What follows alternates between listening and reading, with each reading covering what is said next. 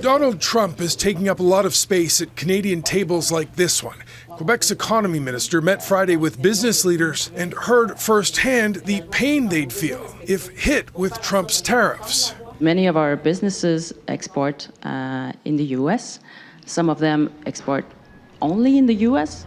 Almost across the board, every sector of the Canadian economy depends on trade across the border. Well, Ottawa's response to Trump's 25% tariff threat appears to be coming Monday. The fall economic statement will include a slate of measures to tighten control at the border. We'll be investing in technology, in drones, in helicopters and aircraft, and we'll also be increasing the personnel at the border.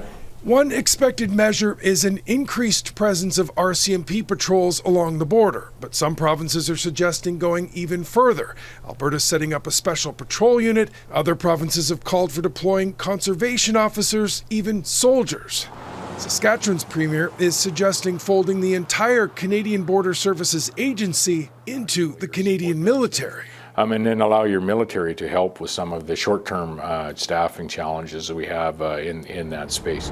Now, the other side of Canada's response has been the tough love approach. Ontario's premier has countered Trump's threat by himself threatening to cut off electricity exports to the U.S. Doug Ford's also suggesting Trump doesn't have the support he thinks he has. But every congressperson I speak to, or governor or senator, I'm not hearing the same thing as what I'm hearing from the president. You have to find a way to build support without overtly angering the White House, because if this is not handled properly, Mr. Trump could dig in and lash out even further. Maybe it's time. Now, there is some tough talk being aimed at Ottawa. Saskatchewan's premier is calling on the prime minister to call an election. Scott Moe says at this difficult time, Canada needs a leader with a new mandate. Mike Armstrong, Global News, Montreal. For the second day in a row, Ontario Premier Doug Ford reiterated his threat to cut off energy supply to the U.S. in retaliation to Donald Trump's proposed tariffs. You come and attack Ontario, you attack livelihoods of people of Ontario and Canadians. We're going to use every tool in our toolbox to defend Ontarians and Canadians across the border. Trump responded to Ford's threat today, saying this. Well, that's okay if he does that, that's fine, but the United States is subsidizing Canada. It's truly a subsidy, and we shouldn't have to do that. And other provinces seem unwilling to withhold their energy from U.S. markets. From the Alberta perspective, under no circumstances will Alberta agree to cut off oil and gas exports. By the way, I won't threat Donald not to send electricity. The disagreement between provinces goes even deeper. Last night, Premier Ford said he is convinced Canada will not escape U.S. tariffs. However, François Legault cited his meeting with Trump last week in Paris. And he told me very clearly that we can avoid those tariffs if we do what needs to be done with the borders. Which is the focus of a new announcement from Alberta Premier Danielle Smith today, a team of specially trained Alberta sheriffs that will patrol the border, more than 50 officers, K-9 teams, and cold weather surveillance drones to stop illegal cross-border activity. If we succeed and maintain proper border security, I expect we will have a very strong relationship with the United States, as we always have. Ottawa is said to have presented a plan to strengthen the border during yesterday's meeting with the premiers, a plan that is expected to be presented publicly in the coming days. Marcia? Jeremy, thanks. Canadian Prime Minister Justin Trudeau tried to hit back at President-elect Trump, but instead he managed to insult you, all of you Americans out there. You may remember at a recent meeting, Trump reportedly suggested to Trudeau that Canada become the 51st state if the country couldn't handle his border tariffs. Trump then doubled down on the jab, labeling the prime minister the, quote, governor of Canada. Here's Trudeau's attempt at a counterpunch. We were supposed to be on a steady, if difficult sometimes, march towards progress. And yet, just a few weeks ago, the United States voted for a second time to not elect its first woman president. Everywhere, women's rights and women's progress is under attack, overtly and subtly. But I want you to know that I am, and always will be, a proud feminist. You will always have an ally in me and in my government.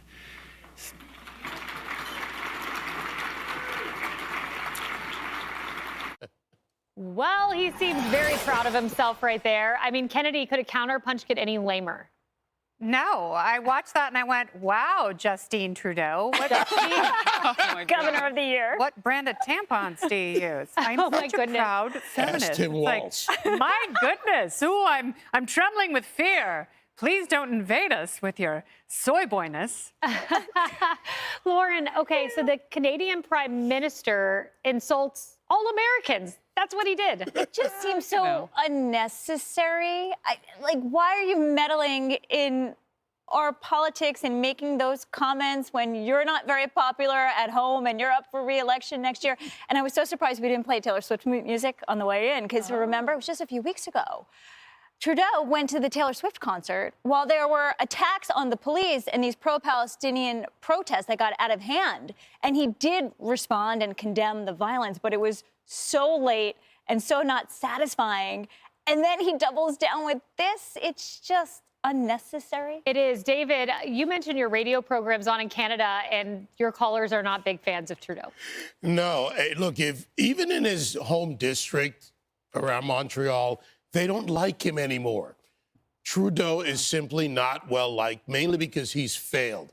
Like so many leftists, he's failed. He's up against Pierre Poilievre, and it looks like there is a real chance for certainly not just a conservative governor in the sense of a new prime minister, someone who will govern that way, but chance that the people in Toronto and even in Quebec and others will come together under what they need. They don't want to be treated like the convoy was treated when they had their freedom convoys, when they shut down their bank accounts. They don't want to be treated as second class to the illegal aliens that Trudeau welcomes. And Trudeau will always be a failure. He'll never even be what his father was, and his father was a bad enough leftist. Yeah. Do you mind if I double down with you a little bit, David? Because you're talking with people from Canada. You know, it's not a dictatorship. They voted for him. You said they don't like him anymore. They saw the results of his soy boyness. I'm sorry, I have to steal that one. Please, take it. They call him that all the time when they call in from Canada.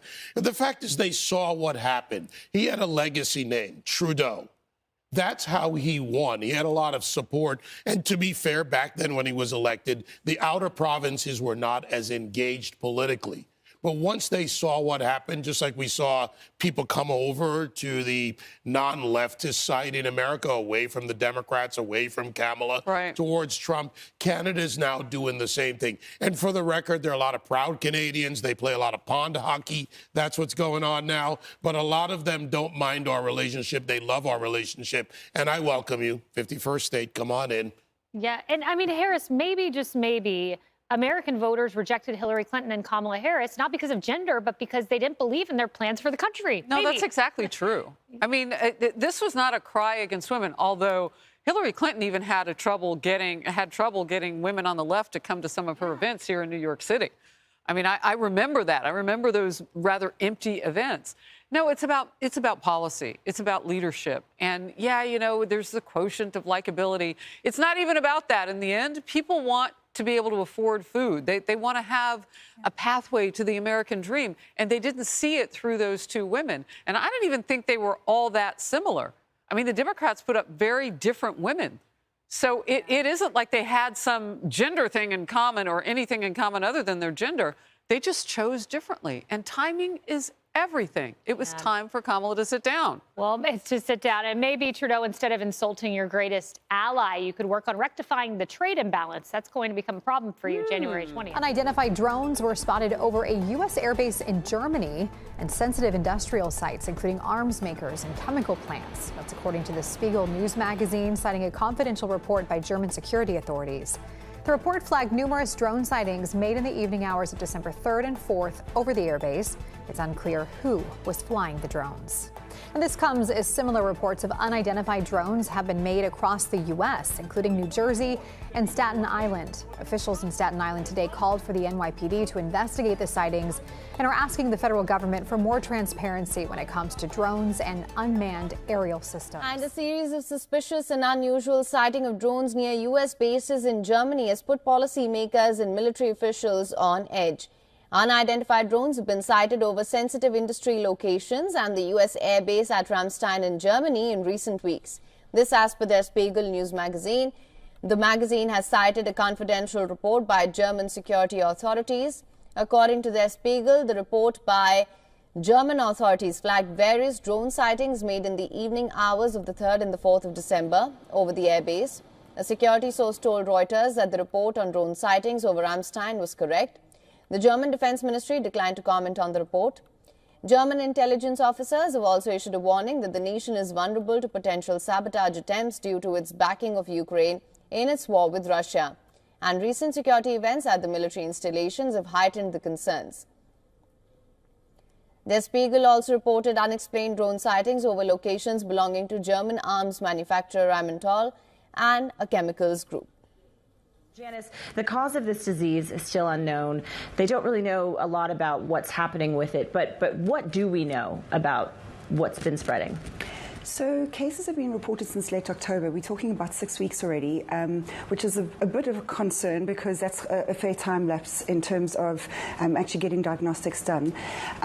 We know that there are flu-like symptoms, so we're thinking fever, headache, runny nose, body ache, those sort of things. Most of the cases have been amongst children younger than 5 years old, and all the severe cases are people who are malnourished. This is a very remote area, and so getting the diagnostics done in a country which is already diagnostic abilities are fairly limited is tricky. It's about 48 hours from Congo, the province that this is happening in, to the capital, and so getting all sorts of other medical supplies is also very difficult. We do know that there are teams on the ground, so that is comforting. But Janice, I mean, earlier this year we were talking about Mpox, and there was the concern about how it was spreading. How is this potentially different? Are there ways that potentially this can be contained and it's not as much of a concern? I wonder how you'd paint that picture. So with Mpox, it's not airborne, and this we don't know yet if it's airborne, but it might well be because of the flu-like symptoms, which suggests that. So a non-airborne disease often spreads slower, which Mpox was or is, and this might spread more easily. However, because it's such a remote area, and there aren't a lot of thoroughfares or routes going elsewhere, that does reduce risk, and the Congo is exceptionally good at dealing with infectious diseases. They've had Ebola and all sorts of other things, so that is a mitigating factor. There's also the fact that it may already be this unknown disease might actually be something that just hasn't been identified yet because of the slowness with testing, and so it could be something that's already known, like COVID-19, flu, pneumonia, even measles and malaria. Malaria is very prevalent in the area, so it could be something like that. It could also be a multiple number of diseases that are just showing in this way, because these symptoms, while severe, I mean, there have been a number of deaths, they aren't uncommon to a variety of existing illnesses.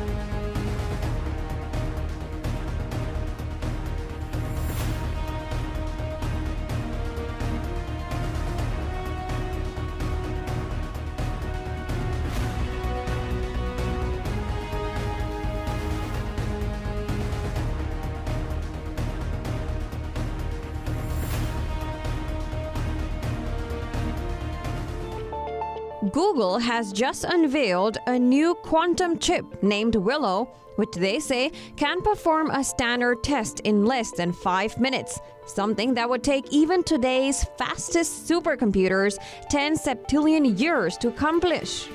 To put that into perspective, that's longer than the years the universe has existed. Now, in a blog post, Google explained that under ideal conditions, a regular computer would need 1 billion years to get the same results as Willow. The chip is powered by 105 qubits, the building blocks of quantum machines. While qubits are incredibly fast, they are also very error-prone. Even something as tiny as a passing subatomic particle can throw them off. But here's the exciting part. Google says it has figured out a way to make them more reliable, and the Willow chip can even correct errors in real time. This marks a major step towards building a practical quantum computer. Meanwhile, tech billionaire Elon Musk took to social media X, formerly known as Twitter, to praise Google's quantum computing breakthrough, simply replying with a wow to the post. Sundar Pichai, CEO of Google, responded with, "We should do a quantum cluster in space with Starship one day." While other companies have focused on creating chips with more qubits, Google says improving reliability is the key to make a workable quantum system. Circle back to the Middle East, where trouble continues to escalate for Iran after losing its key ally, Bashar al-Assad. Israel is flexing its military power, supported by its ally, the United States of America. Amid growing concerns that Iran might pursue nuclear weapons as a desperate measure, there are reports that Israel may be planning to strike Iran's nuclear sites.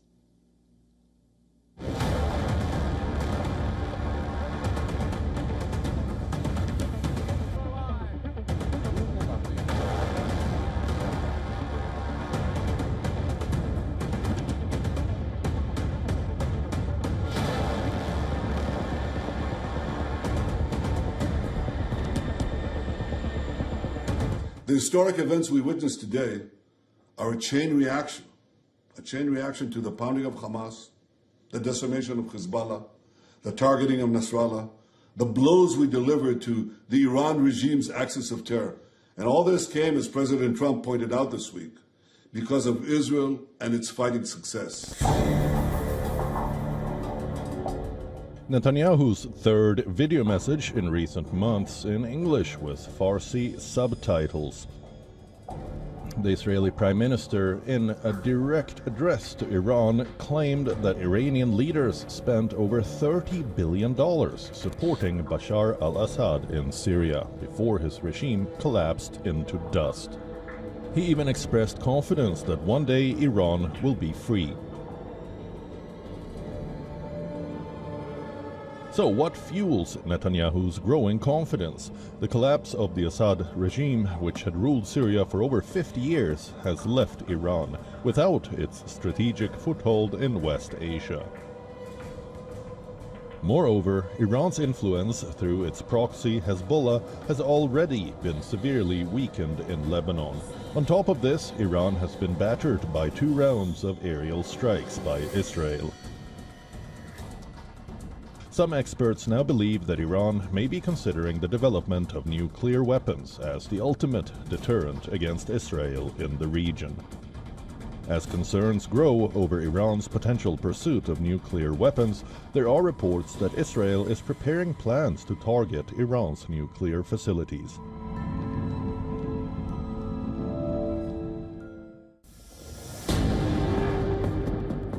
How close is Iran to having nuclear weapons? Iran's nuclear program is spread over 5 locations: Fordo, Kundab, Natanz, Isfahan, and Bushehr. 2 sites are undisclosed. While the threat of Israeli airstrikes has loomed for decades, only some of the sites have been built underground. The Israeli military believes that an isolated Iran may push further with its nuclear program. The fall of Assad has given the Israeli Air Force an edge. It has allowed them to take out the vast majority of Syria's air defenses, and now they clearly see a window to strike Iran. The Islamic Republic's troubles don't end with Israel alone. A Wall Street Journal report has claimed that US President-elect Donald Trump is considering various options to stop Iran from developing a nuclear weapon, including the possibility of preventative airstrikes. The incoming administration is currently working on a maximum pressure 2.0 plan, said the Wall Street Journal report. The United States and the UN nuclear watchdog believe Iran had a coordinated secret nuclear weapons program that it halted in 2003. The Islamic Republic denies ever having had one or planning to have one. Bureau Report, WION, World is One. Now, the United States reportedly has made some direct contact with the Syrian rebel group Hayat Tahrir al-Sham. Washington's top diplomat Anthony Blinken said this after Syria's transition talks in Jordan. However, he did not specify as to how the contact took place. While HTS led the rebel offensive that triggered the collapse of the Bashar al-Assad regime, it is, remember, after all, a designated terrorist organization by the United States and also other countries. Now, Blinken is the first U.S. official to openly acknowledge that Biden administration had communication with HTS. The top diplomats from 8 Arab nations met in Jordan calling for a peaceful transition of power in Syria, backed by the United Nations and the Arab League. Now, Blinken also met with the United Nations Special Envoy for Syria in Jordan. It's a pleasure to meet with Special Envoy Peterson from the UN. To talk about the challenges that we face and need to face together in Syria, our determination to work together to support a Syrian-led transition where the United Nations plays a critical role, particularly when it comes to the provision of assistance, to the protection of minorities, to all the work that needs to happen going forward. So I look forward to this opportunity to compare notes with the envoy and to again, think through how we can support the Syrian people in this time of both opportunity, but also a real challenge, and to do so in the spirit of UN Security Council Resolution 2254. Meanwhile, footage obtained by Maxar shows Russian troops packing up military equipment from its military airbase in Syria. Now, the images appear to show at least about 2 Antonov AN-124s, one of the world's largest cargo planes with their nose cones open at the Khmeim Air Base in Syria's coastal Latakia province.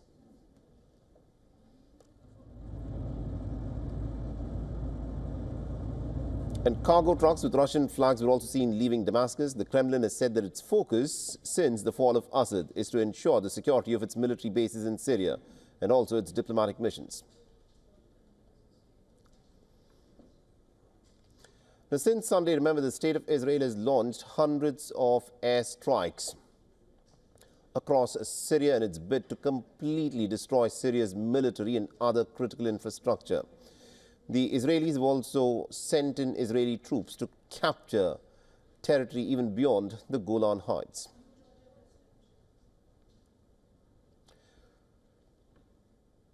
The Israeli Prime Minister Netanyahu's office has said that the buffer zone is temporarily under Israeli control till a committed force can guarantee security under the 1974 Armistice Agreement.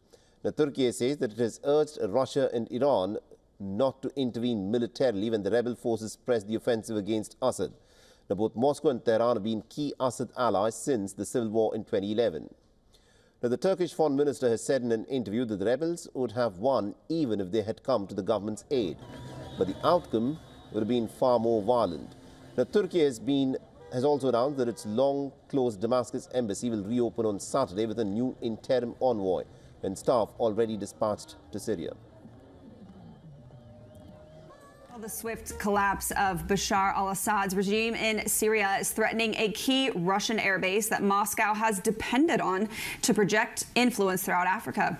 Russia has also relied on a Navy base in Syria for access to the Mediterranean. For more, let's bring in Bloomberg's Ondiro Oganga in Kigali. So, Ondiro, it's really nice to see you. Thanks for coming on to talk about this story. How significant have these bases been in helping Russia build influence in Africa? Hi, Hi, Christine. So this base has acted as a bridge that enabled Russia build influence across Africa in countries like Central African Republic and also a place like Sudan. What was happening is that they were using these bases, and these bases were accepting Russian fuel, Russian supply via ship. And in turn, they were able to build political, military, and economic influence on the African continent at such a cheap price. What happened was they saw an opportunity and they pounced on it. In the last 5 years, there have been several military coups on the African continent. And when military governments come into power, there's sort of a separation between them and Western countries. And we've seen military on the ground exit these countries. For example, France, US, and British have exited the Western Sahel. And this has posed an opportunity for Russia to come in and fight alongside these military governments. What is happening now threatens that very ecosystem that has enabled this Russian network of mercenaries to operate in Africa. And so they'll need to overhaul the whole system moving forward. If you go back to 2018, they were there in the Central African Republic helping the government fight rebels. They've also been in Libya, and most recently, they're now in Sudan. Yeah, and I'm just looking at the story now, and there are a number of countries that seem to be benefiting from these air bases: Libya, Sudan, Niger, Burkina Faso, Mali. Where do these countries stand if Russia potentially exits, and where does this new development leave Russia on the African continent? Most of these countries have said they're going to continue their cooperation with Russia. They're hoping that Russia can find alternative routes to ensure that their supplies continue getting to the African continent.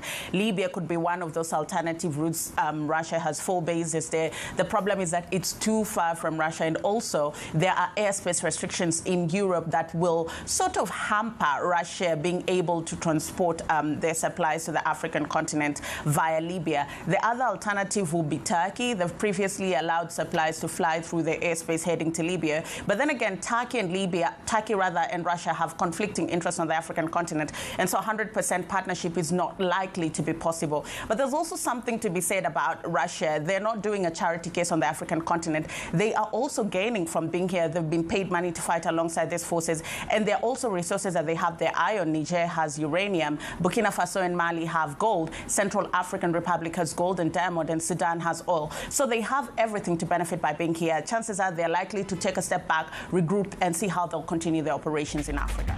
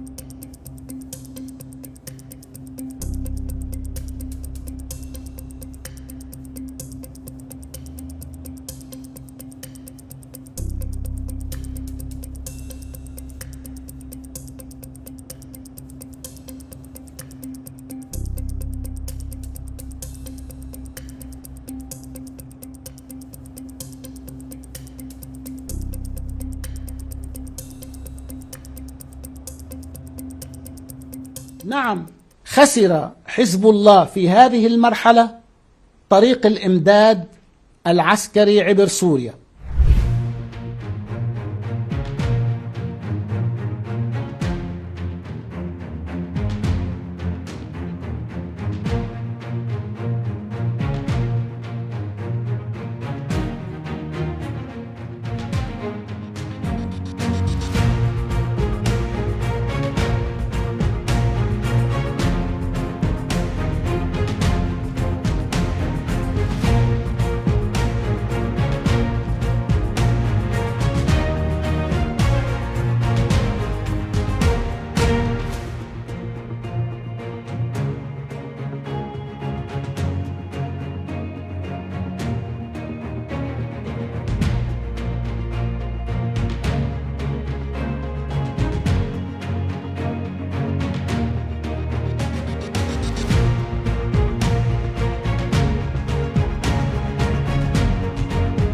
نحن دعمنا سوريا لأنها في الموقع المعادي لإسرائيل وساهمت في تعزيز قدرات المقاومة عبر أراضيها للبنان وفلسطين.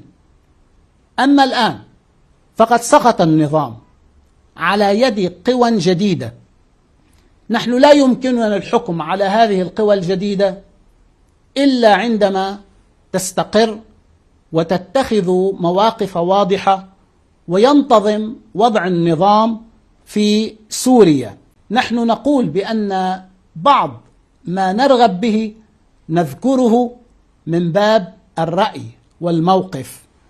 نتمنى أن يكون الخيار للنظام الجديد وللشعب السوري هو التعاون بين الشعبين وبين الحكومتين في لبنان وسوريا على قدر المساواة وتبادل الإمكانات. نتمنى أيضا أن تعتبر هذه الجهة الحاكمة الجديدة إسرائيل عدوا وأن لا تطبع معها.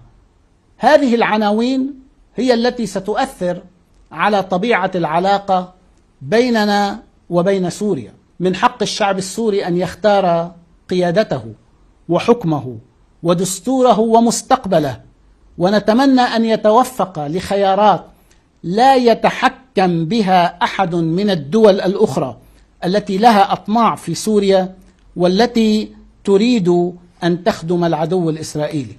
نعم، خسر حزب الله في هذه المرحلة طريق الإمداد العسكري عبر سوريا، ولكن هذه الخسارة تفصيل في العمل المقاوم. يمكن أن يأتي النظام الجديد ويعود هذا الطريق بشكل طبيعي، ويمكن أن نبحث عن طرق أخرى. المقاومة مرنة، لا تقف عند حد معين، المهم استمرارية المقاومة. أما الأساليب والطرق هذه يمكن أن تتغير وتتبدل. نحن لا نعتقد أن ما يجري في سوريا سيؤثر على لبنان، بل بالعكس، هناك انشغال الآن في سوريا، هناك أوضاع خاصة في سوريا. إن شاء الله تخرج سوريا مستقرة مرتاحة تعمل ما يريده شعبها. الوضع العام في المنطقة إجمالا ضاغط. أمريكا وإسرائيل يتحكمان بمسارات كثيرة في المنطقة. هذا يعني أننا أمام ضغط كبير على مستوى كل المنطقة، لكن لدينا إيمان أن القوى الحية في المنطقة ستبقى موجودة.